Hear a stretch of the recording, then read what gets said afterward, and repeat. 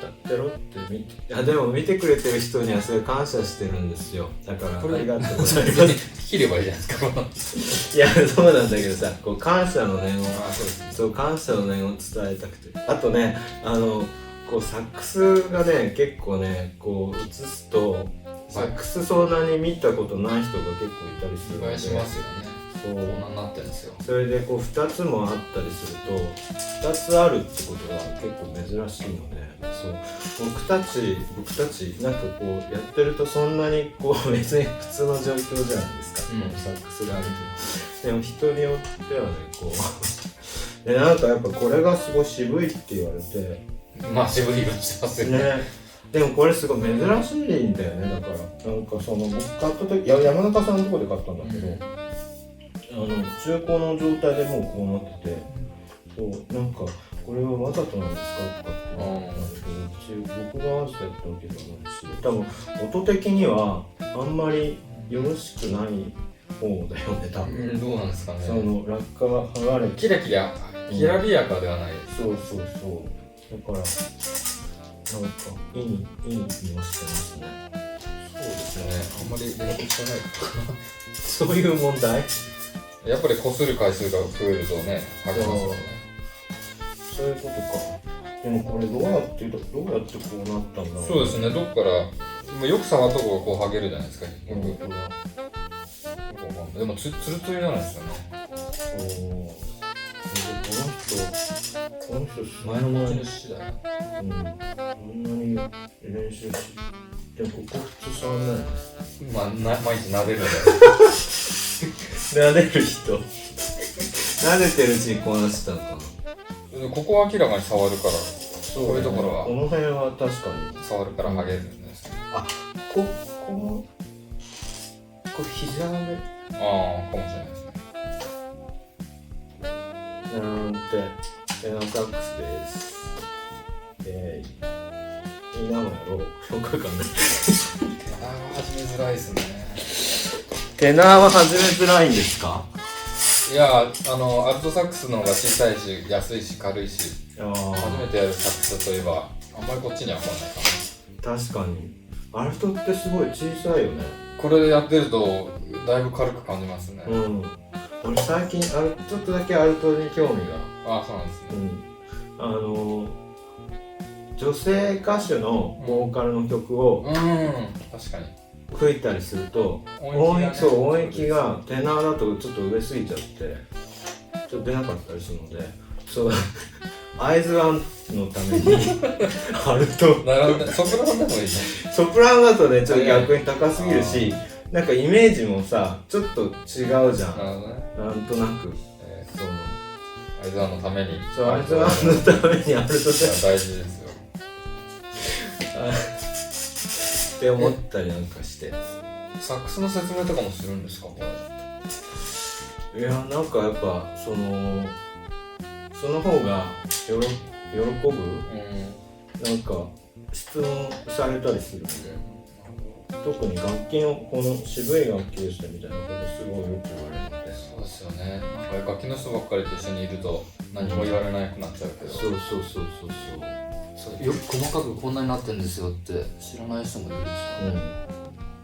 ょ。あんまこんな持ち方したら危ないからな。なんかそう木管楽器と金管楽器の違いとかそれここでしますしないけど、でもなんでサックスってそう木管楽器なんですけど、確かになんでね金属なのになんでなんでってでもちゃんとした説明はできないんだけど、真ん中に穴が開いてる楽器は木管で、僕ここかと思ってでもここもなのかも。フルートはもう例外中の例外なんで、まあ指でねこうやって操作する感じが木管楽器と思ったら、ある程度合ってますかね。とかいやこの話はどうかな。いやちょっとねちょっと自分の思ってるのはなんかやっぱサックスのどっかで高重さんサックスのことよりも高重さんとサックスのことを知りたいんですよ。例えばなんでサックスを選んだんですかとか。サックスを選んだのは多分全然違うと思う確かに。サックスを選んだのは、すごい適当で、なんだっけ、大学に入った時に、楽器なんかやろうかなと思って、小さい頃ピアノをやってたんだけど、幼稚園から小学校ぐらいまででやめちゃって、大学に入った時になんか楽器をやろうと思った時に思い浮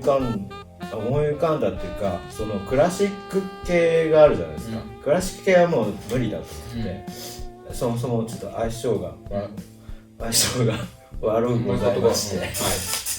て、でロック系っていうかのサークルもあるじゃないですか。ロック系もちょっと違うかなと思って、で残るはジャズ系なのかなと勝手に思って、ジャズといえばサックスなのかなと思って、それ他の楽器知らなかったんですよ。そういうこと。トランペットとか。知らなかったんですか。そう、もう全然知らない。ピアノやってたけどトランペット知らなかったんです。知らない。でジャズも聞いてなかっ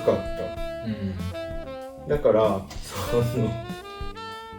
入って、でなんとなくサックス、それでだからチェッカーズが昔流行ってて、直行さんがサックスを吹いてたんですよ。あのイメージがあって、サックスがいいのかなって、かっこいいのかなみたいな、すごいミーハーな気持ちで。いやテナーカードとかも直行さんのテナーってことだったんですね。いや、それが、サックスに種類があること知らなかった。なるほどね。だから、大学のサークルのところに行って「すいません、サックスをやりたいんですけど」って言ったら「何サックスがいいですか?」ってその場でいきなり聞かれて「何でもいいです」って言ってだからそういうのを思い出したんだけど、最初アルトが余ってたの、ちょうど楽器がなんか余ってて、それで「アルトどうですか?」って言われて、で1週間ぐらい「これはサックスか」とか言ってプーとか言って音出ないなみたいなことやってたんだけど、普通はサックス音出るんだけどね。それで1週間2週間するうちにその人辞めちゃって、その人じゃない、テナーの人が辞めちゃって、でテナーがいたからテナーにしなよって言われて「はい」っつって、そうなんだ。何のそのこだわりがないから言われるがままに、それでテナーに移って、でそこからずっとテナー。そうなんですね。そうで他の楽器知らない。だからなんか最近になってなんかいろいろその吹奏楽部を経験してる人がたくさんいるじゃないですか、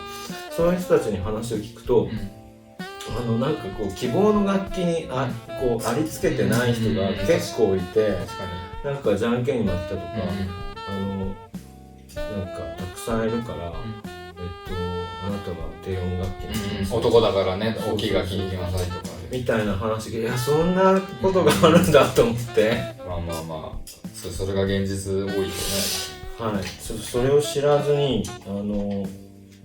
そう中高は何も吹いてないので、そ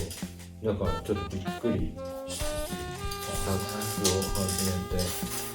めているんですよ。さすが聞き屋さんは聞き方が上手です。いや、いっぱい喋ってくれてありがとうございます。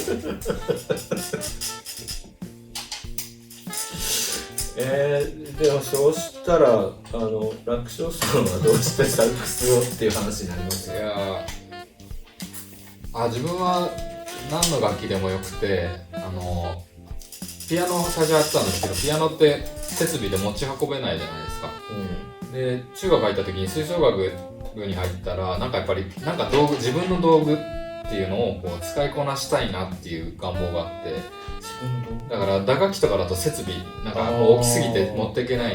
で、ピアノも運べないから、なんかこういう持っていけるサイズのものでなんかなんか俺はこの楽器みたいな、自分の楽器が欲しかった。そうどこでも演奏できるっていう、なんかとにかくポータブルなものがいいなっていうのが条件にあって、であんまりなんか音色の好みもそんななくて、結構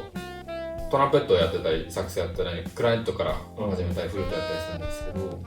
大学入った時にちょうどサックスは同級生ですごく上手な子がいたんで、アルトに上手な子がいたんで、テナーがここだったらレギュラーになれるかもしれないと思って、で木管楽器やったことがあったんで、最初トランペットやったんですけど、大学1年生の終わりの方にサックスに変わりたいです、アルトかテナーはどっちでもいいんだけどテナーの方が多分レギュラーになれそうだったってことで、乗りたいもんね。そうですね。でもトランペットで吹けるっていうのすごくない？トランペットは面白かったですけど、なんか歯並びとかあんまりちょっと自分はちょっとあんまり向いてなかったかな。でもさ、なんだっけ、それ中学高校の時何やってたの？中学生最初クラリネットで入って中3ぐらいでこそこそトランペット習い始めて、高校2年でトランペットパートに入れてもらって、すごいね。大学はトランペットで入ったんですけど、なんかジャズのトランペットって結構高い音をすごく出したりするのが苦手で、ちょっとこのままではこの人生辛いなと思ってまた木管楽器に戻ろうと思ってちょっと空いてたっていうのは覚えられてます。だからあんまり僕もアルトかテナーの思い出なくて、本当はアルトのイメージだったんですけど、でもやってるうちになんかね、ちょっと低音も歌は歌わないけどこう同じ音域でいいなって今思ってます。いや、人それぞれサックスの始め方があるんですね。みんなもサックスを始めよう。これサックス講座じゃないんだけど、しかもサックスの思い出方するだけ。